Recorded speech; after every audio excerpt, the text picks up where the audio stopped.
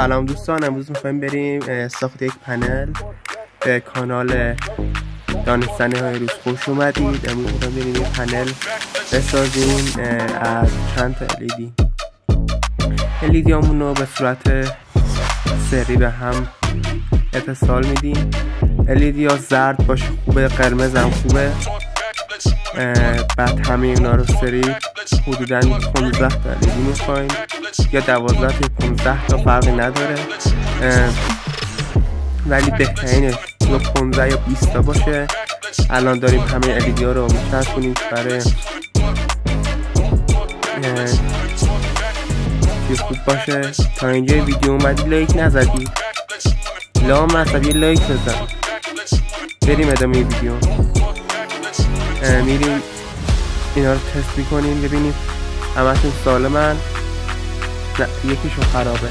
مجبوریم اونو در بیاریم و جایش تعویض کنیم. اگر اونو در نیاریم برقمون به صورت چی نمیاد، یعنی خرابه. اونو تعویض کردیم. الان همشون رو میزنیم به باتری کتابی. بله همشون کار میکنن. و حالا یک خازن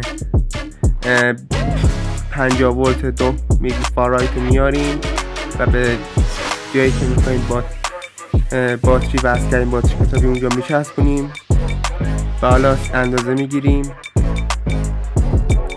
حدودا بین 3 تا 5 تا شاید هم بیشتر 10 ولت بتونه بهتون بده.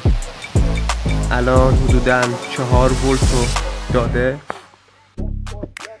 4 ولت و 3. بعد مثل پنل خورشیدی کار میکنه. میتونید توی کار دستی یا توی چارجرها میتونید استفاده کنید.